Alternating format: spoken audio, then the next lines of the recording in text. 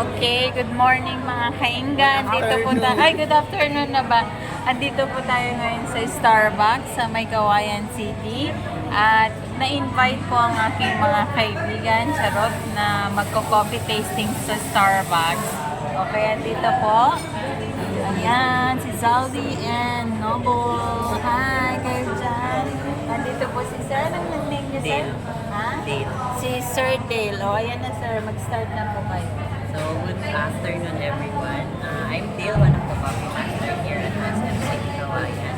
Today, I will be sharing to you one of our single origin seasonal favorites, Rwanda. So, this coffee actually originated in Africa. This, which is the Rwanda.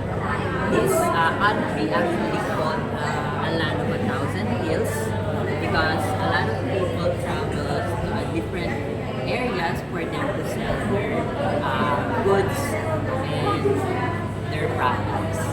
So today I'll be sharing to you how to do the coffee tasting here at Starbucks SMC Kawayan. So we have 4 steps in coffee tasting. First is to smell the coffee.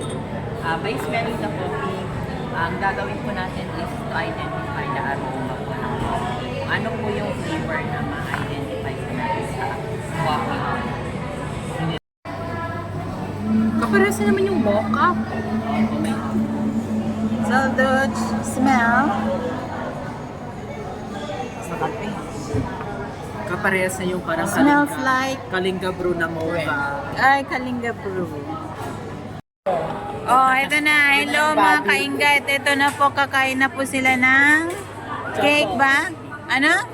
Truffle cheesecake. Ayan po yung truffle cheesecake. Okay, sir. Okay. Start and taste. Inom muna. Okay. Then, take a bite. Tapos inom para maano. Okay, and then inom daw ulit after ng Kaya po sa coffee sir, meron tayong mga iba't ibang type of food na babagay po sa coffee. Hindi lang po siya pinipare sa iba't ibang food, kailangan din po na babagay sa coffee. Kaya yung okay. na-enhance niya po na flavor niya is yung pagka-nut, yung chocolate flavor. Tsaka nawawala po yung pagka-nut. Bali yung coffee po natin, sir,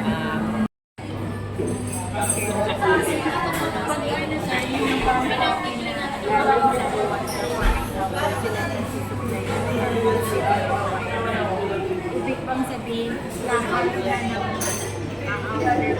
Starbucks sila na yung mag-supply Rwanda na. Or pwedeng yung Kawayan City, pwede basta kumuha sa Sagada, pwede mag-ano. So pwede yung isa lang talaga. Sa Rwanda.